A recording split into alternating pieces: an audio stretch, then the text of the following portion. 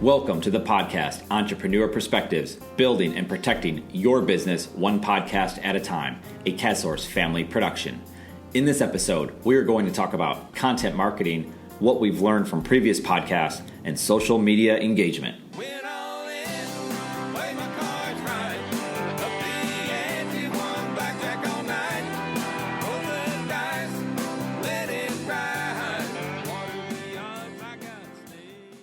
This is a unique episode where instead of having a guest, it will be John Priore, a social media producer at CASOurce, and myself talking about these topics and more. Of course, we are going to get into sports.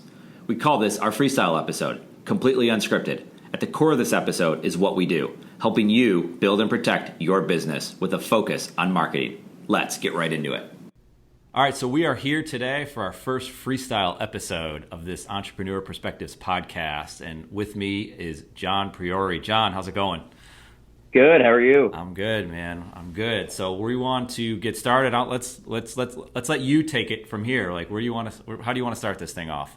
Perfect. Well, I think we should start off with kind of reviewing our previous podcast episodes, our guests, and just what we learned from other people's perspectives, other entrepreneurs' perspectives, and just kind of what it taught us and what we can kind of help with other business owners clarify with, social media apps or marketing or just any kind of discussions that other entrepreneurs had that we just kind of want to clarify on and go into more detail with. Yeah, no, that makes sense. Well, I mean, there's one takeaway I have, I think, from all the episodes that we've done so far, and I believe we've done 17 episodes. And you know what's pretty cool about that, first of all, though, is I heard a stat before we started this podcast, and John, you've obviously been a big part of putting this podcast together, but one of the stats I heard is the average podcast lasts 7 episodes. And, it's not like a shout out to ourselves, but it's just amazing as how much content is out there. But if you stay consistent with the content that you're creating, it's amazing where it can take you to now. It's almost like, it's just, I don't know, you tell me, John, like, doesn't it feel like it's just a part of our routine now? Now it is. We've only done 17, there's people who've done 700 or 7,000, I'm sure, but it just feels like it's a part of what we do. Yeah. So like, it's just easy. Like we'll Mondays or Tuesdays or Wednesdays, whenever we'll get the script ready, and then usually record on Wednesday, and then edit it throughout the week and kind of put the finishing touches on it during the weekend, get it ready to go on Monday. So it's a part of the routine now. You don't even have to think twice about it. And it's just, I like it. It's a good process. Yeah. Getting in that groove of things. Absolutely. Absolutely. And we're not short on guests, if anyone's listening to this and they want to be a guest on the show, absolutely reach out to us. We are interested in, coming up with different ideas and unique approaches to a new guest. So let us know if you're interested in being that. And, but going back to the main question is, or my main thought was, what is the main takeaway from these first 17 episodes? And I think it's the fact that these entrepreneurs, these business owners, these professionals that we're talking to, they individually all have a common theme to what they're doing, and it applies to everything that they do in life. Obviously, we're talking mostly about business, but we talk about what their passions, what their interests are, what their fears are, and all that. And every single person, I feel like, has a common theme as to what they stand for and what they're all about. And, you could talk to someone like Rudy, who was on, I can't remember that number, it was like episode 5 or 6, and he talked about balance. Damo was out there and he just had such an enthusiasm about what he's doing that his work isn't work. And I think that's obvious for probably most people, John. Like most people that we've had on this are, work is just their life. They just love it so much that the things just blend together. It's not like, well, how many hours did you work this week? It's like there's no way to know because you feel like you're always working, but you're always just living your life and you're enjoying whatever it is you're doing. You kind of get that same sense that I got. Yeah, so I'd definitely agree with that, especially the part about work doesn't feel like work. We talk about this all the time. Like we'll just be hanging out at night and just doing stuff at work without even realizing you're working. Or take a guy like Mike Vernes, who professional hockey player, and his side hustle, if you want to call it, shifted hockey, is his work. But he loves hockey so much that it doesn't feel like work to him. Right. Same with all these guys. Yeah. Yeah, so the one we just came out with this past Monday was Thomas Walker from Meta. and these guys are creating an energy drink, and they're disrupting the world of the world of beverages, if you will.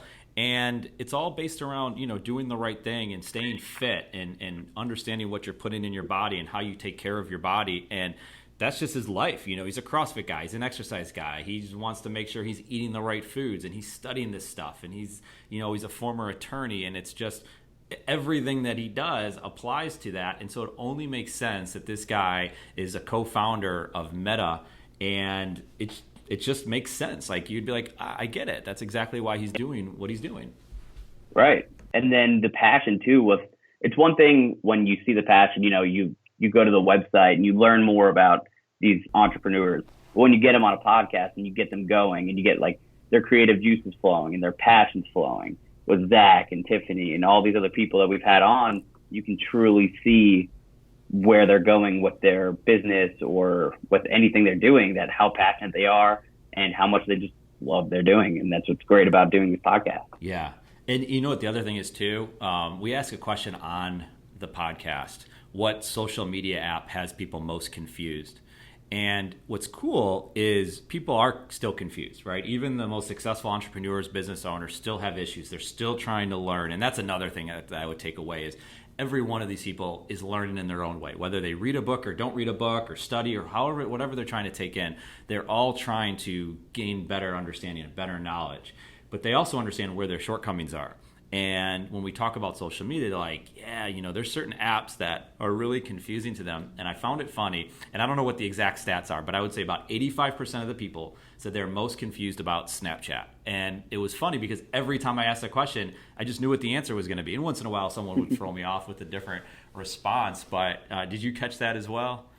Yes, pretty much almost everyone said Snapchat. Maybe one or two didn't. But Snapchat was definitely the main one. And like, I have a good idea why, but why do you think Snapchat was the most confused? Well, when I first started getting on Snapchat, Snapchat, I don't know, let's say 18 months ago, or maybe a little bit less, was huge. Like, it was just gaining so much steam. This is before Instagram kind of copied their platform a little bit. And it's just different because you can't just find people on Snapchat like you can on all the other accounts. I can type in your name and chances are I can find you. I can type in your business and I can find you. Snapchat is not that way at all. It's just a unique way you have to find people. And then once you're in there, the interface, while I think it's interesting, it's really hard to use. Now, I'll say this, it's not that hard to figure it out. You just got to get on YouTube and read some articles about it, and you can quickly learn how to use that interface. But when you get in there for the first time and you're confused by it, it's kind of like, you know what? I got some of these other apps I can deal with, all these other social networks I can deal with. I'm just going to go and revert back to what I'm used to. Plus, I also think, a lot of the people that we've talked to, maybe their age range has been in a place where they heard Snapchat. Their perspective of Snapchat was that it was for kids, and then it was for these 10-second videos that would disappear. So, what could they possibly be doing with that? Nothing good, right? So I think you combine all that stuff, they're like, yeah, I think I'll just stay away from Snapchat. Right. So from my perspective, as a college student, everyone around me is using Snapchat. So, but nobody's using it for business. Like the large companies, not everyone is using it for business. But when you think of Snapchat, you think more of personally and for teenagers and college kids, and they're just using it to communicate with their friends. I only use it to communicate with my friends. We just started using it for Sportsepreneur on Snapchat. You guys can add us on Snapchat if you want. I'll put it in the show notes. But hang out with Chaz a little bit. Chaz, our mascot. That's right. Anyways, so yeah, it's hard to find people. That's the main thing for me.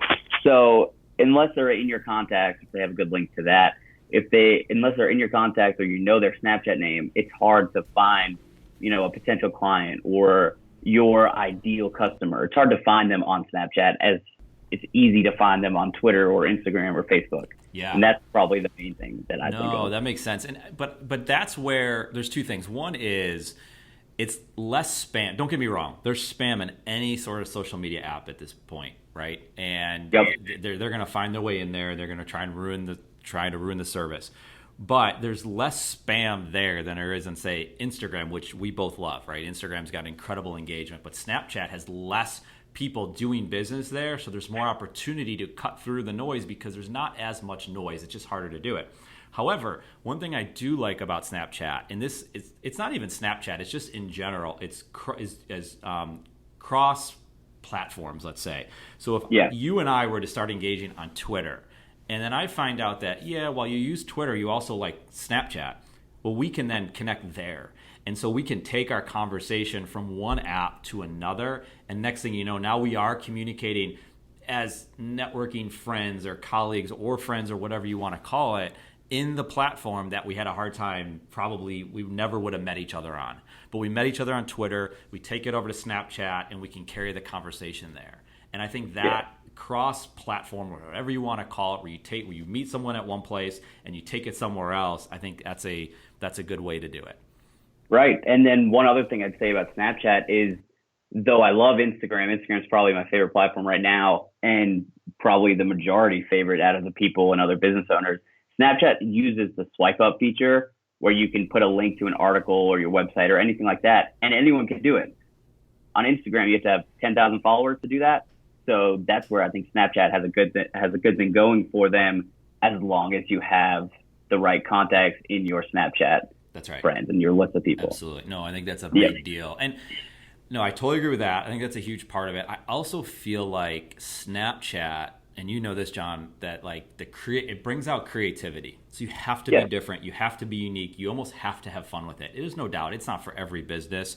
There'd be a lot of businesses that it might be tough to figure out how to do it. But I think we could come up with different ideas for people. But like you just said before, we just created this guy Chaz for Snapchat, and it's ridiculous, right? I mean, we all know that. But we're just having fun with it, and people engage with the content. I mean, you can see who's actually looked at your snaps, and I think that makes a lot of sense. To like, okay, so we know people are engaging with the content. Like you just said, we can put articles or links to whatever we want to send people within the Snapchat story, and they can watch it. And I think the creativity, though, going back on that, is creativity I think it just makes you better in every way. At least for me, and maybe not everybody, but if you spend time being creative, it makes the mundane work not so mundane. It kind of sparks you up a little bit. It makes your day more interesting. And for us to create this ridiculous character or mascot or whatever you want to call it within Snapchat, is it our number one business part of the way we get business? No, not at all. But there's a little creativity. It takes like no time at all, and we have a little fun with it. And there's nothing wrong with enjoying, what you're doing on a daily basis. Yeah, I love it. I love Chaz. So transitioning from kind of Snapchat to Instagram, where we do most of our engaging, I'd say right now. Mm-hmm. So what have you seen from our perspective of Instagram and from the total perspective of Instagram, and how you can grow your business on Instagram and get clients and just produce good content through that platform? Well, as we're talking, I'm in my office and I have these floor-to-ceiling windows and I'm looking out. And to me, Instagram is just that. It's the window of opportunity. There's no other platform right now where you can create this window into your business or get a window into someone else's business than on Instagram. And I think it's just... And then you can access that. So it's almost like if you're walking down a street and you're window shopping, you have the ability to walk into any store at any point and have a conversation with that person. Now, of course, is everyone going to want to talk to you? Of course not. But I believe Instagram is that window of opportunity, and it's here now. And I think that's the most important thing. We don't know what's going to happen with Instagram. Nobody knows what's going to happen with Instagram. They can change that dynamic. They might be changing that dynamic as we're talking right now. And so I think it's just this huge opportunity for people to meet, to greet, to form new opportunities for potential new relationships in Instagram. And I think more than anything else, the overriding theme is just that. Right. I agree with that. And then I'd say just personally for us, from a business standpoint, we have met some amazing people through Instagram. Like, for example, it's Spencer Smith of Triple H Tackling Academy. Like we would connect with them, look at his content, and he was producing good stuff that people would want to look at. So from our standpoint, we're football fans. We like enjoying a nice looking tackle or whatever. So we just sent Spencer a message through the DMs, and now we have a good business relationship. Same with Zachary, like he's a trainer in New York. Where else would we find a way to meet a trainer in New York City than on social media? Like that's what's great about today's world is we can go and find these guys who are just all over, and we can meet them and build this relationship that really you wouldn't be able to do without it. Absolutely. Yeah, I mean, and taking back that previous point on the cross-platform, most people, not all, most people are on Instagram. So Mike Elkins, who's an attorney down in Florida, him and I connected on Anchor, which is a completely separate app, and it's an audio app, and there's not a lot of people on there. And to have constant conversations on there can be tough. And so we then said, let's link up on Twitter and Instagram. So we connected and carried on the conversation on Instagram. Now we're having conversations with him all the time about different things in business. He's met my business partner. He's talked to you. We're following his stuff, and all of a sudden you build this relationship. And Instagram was able to carry it because you really get a sense of who, what a company or what someone might be about by using Instagram because of, like we talked about before, that window of opportunity. But yeah, Instagram right now is just, it's hot. I mean, and everyone talks about it, and so you might as well take advantage of it because you don't know where it's going to go from here. I definitely agree with that. So what would you tell a business owner who is doubting Instagram, like Instagram specifically? Yeah, I mean, it's a little like Snapchat. You have to make sure it works for you. But I'll say this, if I could look at a business and say, okay, you're an attorney, well, maybe Instagram's not the best place for you. But I'll say this, like I said before, you don't know where Instagram is going from here. So I would encourage people to get set up on Instagram, to be ready to take advantage of what that platform can give you. So I think anybody, any business should have some sort of presence on Instagram, number one. So I wouldn't even hesitate I don't care what business you're in, I would get on Instagram. You don't know if Instagram is going to turn out to become some sort of a version of LinkedIn, right? I'm not saying that's going to happen, but you have no idea in what their next step is going to be, right? They've clearly shown the ability to, they're a Facebook company, right? So right. Facebook's enormous, and they're going to continue to build out that thing. So I would say, though, number one is have a presence on Instagram in some way. And then I would say to then start posting. And I would take advantage of using the hashtags. That's your huge window. When you start hashtagging your business, the area that you live in, I mean, it's just too easy to then, for me, then to look up a hashtag and find that you're in Charlotte, and I find your post, and then I can connect with you. And the last one is obvious, John, and you know this one, and I'll let you take it from here, but is the direct message. I mean, this isn't something we just came up with. I mean, Gary Vaynerchuk, who's like the serial entrepreneur guru around this, I mean, he's got videos and posts about it, and he's just giving away the idea and what to do with it. But it's like, it really is easy because you can message anybody within Instagram.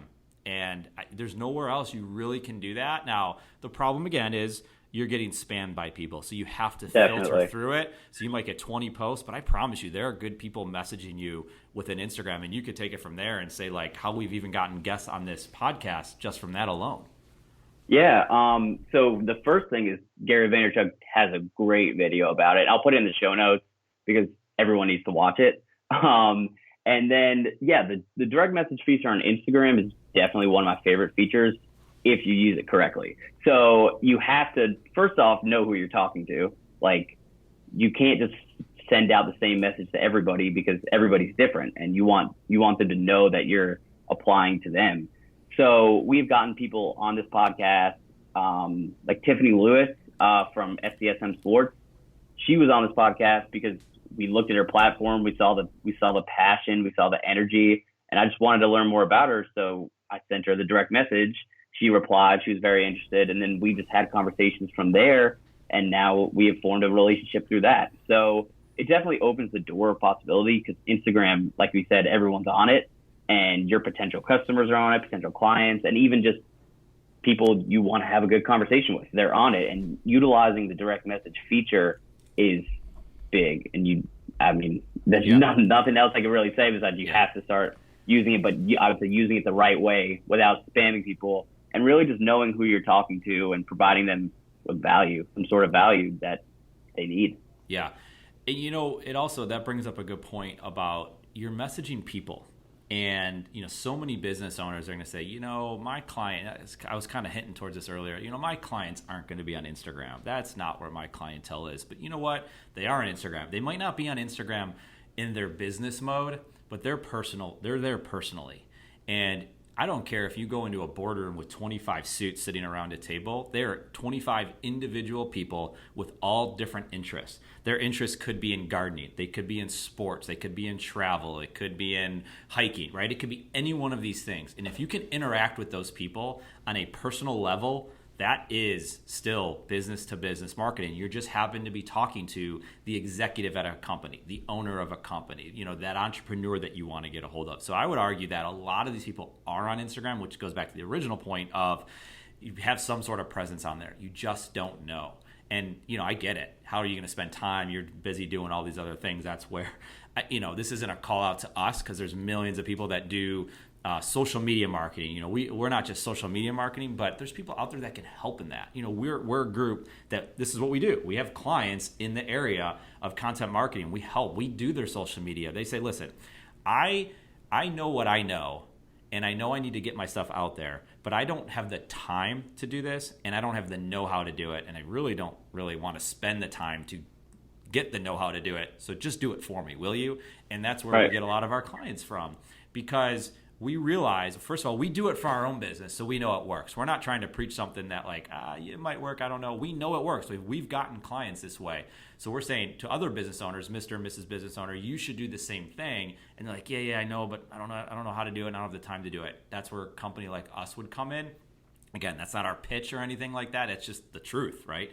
And so I think that's a big part. And again, you're dealing with people, and people want to deal with other people. They're way more trustworthy than looking at a logo. Not to mention, we have logos, we have brands, and we do all that.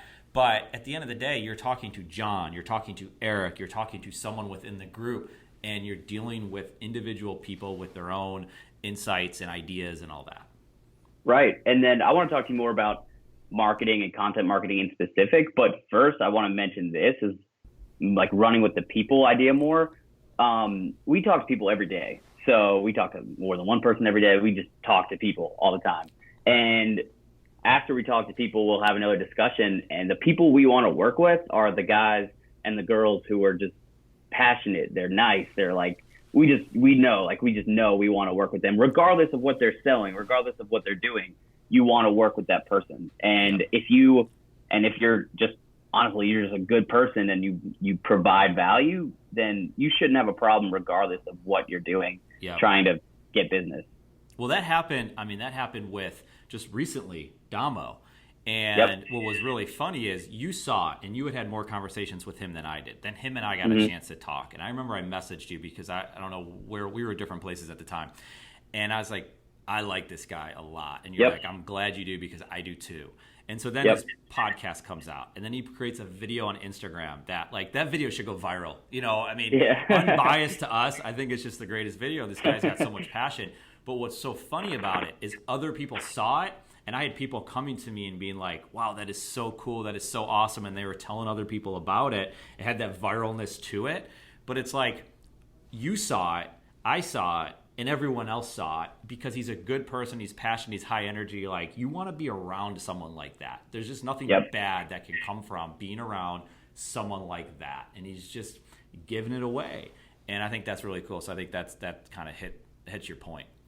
Yeah, definitely. And then just anybody who we've talked to, like Mike Vernes, Zach, any of them, we're trying to find ways to work with these people just because we like them. So it goes a long way. And can't really underestimate that. But on to the next point, I just want to talk about content marketing in general, not just social media marketing, but content marketing. Just talk to me about it. Like, why is content marketing important? Kind of what is it? What do people not understand about it? And how can you really grow your business using content marketing? Yeah, I mean, obviously, I'm a big believer in content marketing. And for anyone that doesn't know, CASCM is the name of our marketing business. And if you haven't caught on yet, the CM stands for content marketing. So that's like our little thing that we have going on. But to me, content marketing is the the best way, probably the only way to build your narrative, your own narrative around what it is that you do. And I believe that the way you communicate cannot be taken away from you. The way you talk, the way you handle yourself, your mannerisms, your voice, your inflection, your tone, all that stuff is yours and no one can steal it. Anyone can come and create the same exact business, maybe not the same exact business, but you get the idea. If you build a widget, someone else can build that widget. If you have a service, someone else can provide that service. There's a lot of plumbers, there's lawyers, there's doctors, there's all these different people out there. They can all create the same service or tool that you create. The thing that they can't create is the way you communicate that. And I believe in content marketing, it's where you build your narrative around what it is you're doing that is yours and no one can touch it.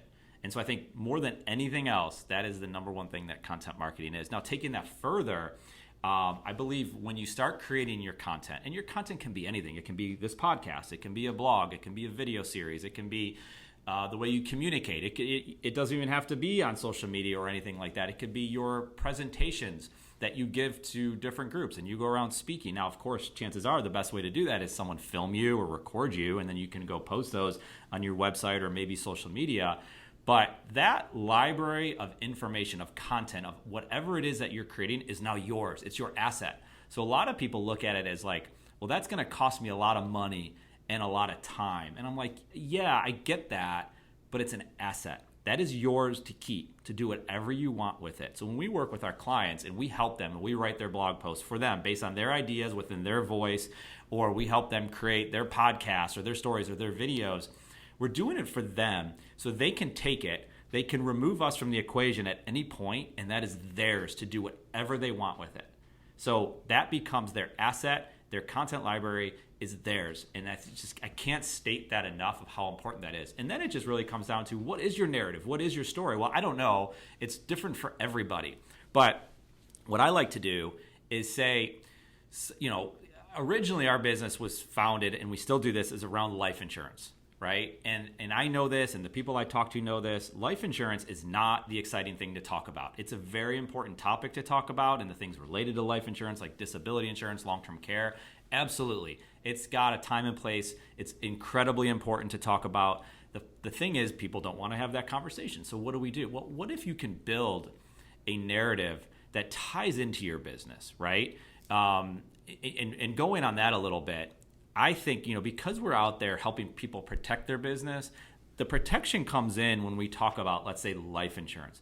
But also, your content library is your asset.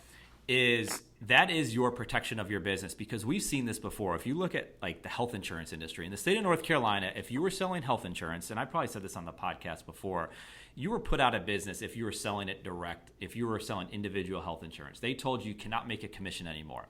Well, imagine if you had a content library for yourself and you had an audience. You could easily pivot into other businesses.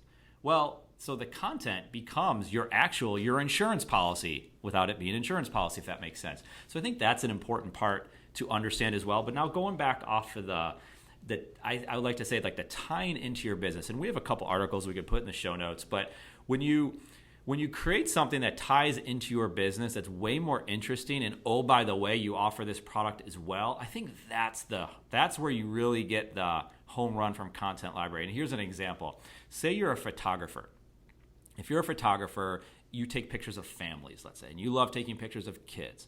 Well, you can write about that. You can post your pictures of the other families, because that kind of shows your work, and it kind of like says, you know what, I know what I'm doing. My pictures are amazing. The people that I work with are amazing. I have really good reviews. No doubt about it. That's a really great thing to show off.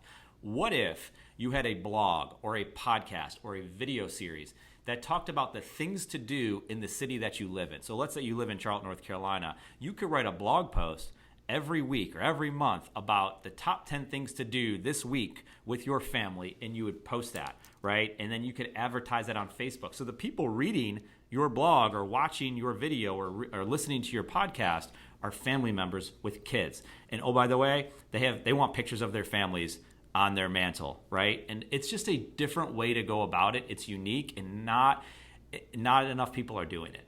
People are doing it, but not enough. And that applies to, we can go down the line of, you can pick a business and we can come up with an idea around it. But that was the long of it. And there's many different ways to talk about that topic, John. But that kind of gets it out there. Does that make sense? No, yeah, that was a really good explanation of it.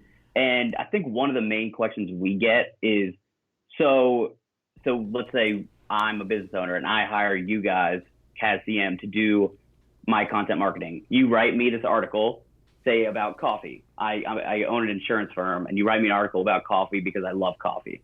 What happens to this article once it's written? What do I do with it? Yeah, so a couple different ways. One is, and we have clients that do both. Sometimes the person we talk to does like to write. It's probably rare because they probably don't have the time, but so there's one or two things that'll happen. One is they might come up with the very, very rough draft of that article, and then we would take it.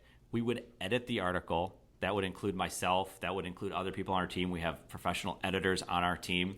And then we would kind of take that article through the process. Most of the time, though, we're getting ideas. So we're having conversations with people. We understand their likes, their dislikes, the way they communicate, what they've written in the past. We don't want to talk for them. We want to talk as them.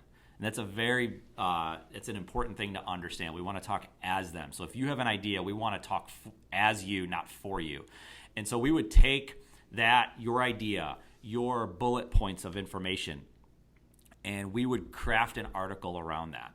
And we would, like I said, we would create the draft. We would do multiple versions of it. We would edit it. We would give it to the business owner to review that article and to, give their input on it. They might not like something. They might be worried about saying something. They would offer that input. We would finalize it. We would say, okay, everyone would agree to it. And then we would take it from there to help distribute that article, whether it would be within their website, number one, and then kind of pushing it out into social media and on from there. But to answer the first part of your question, really, building that process out on the front end, but truly understanding what it is you want to talk about as the business owner.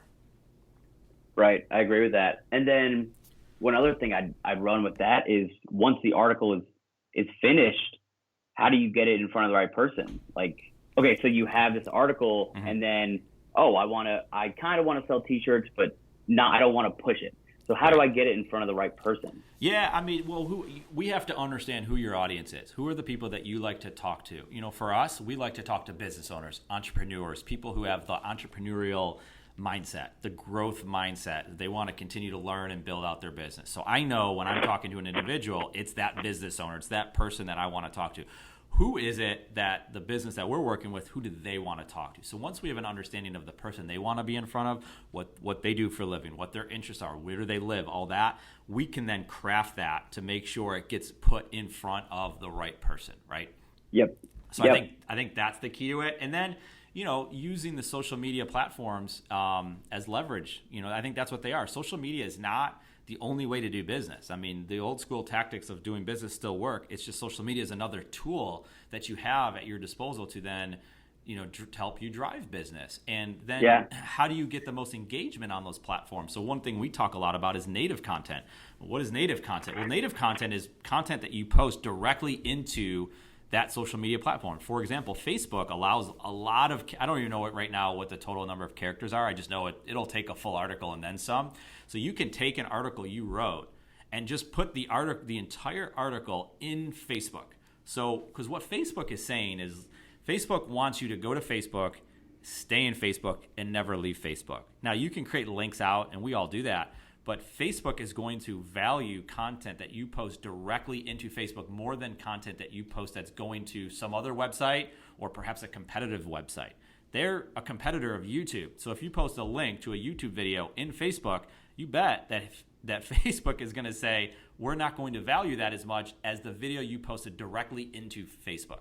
So that's Definitely. A big thing to understand. No different than Instagram. Instagram's got limits as how much content you can post in there, but there's creative ways around it, like you do, John. Like you can just finish it in the subject or in the comments, or you can say, "Hey, link to us," link in the profile, or you can say, "Search native content CASSource on Google," and you'll find our article on native content. So going back to the beginning of the episode, it sounds like at the end of the day, it's all about creating content.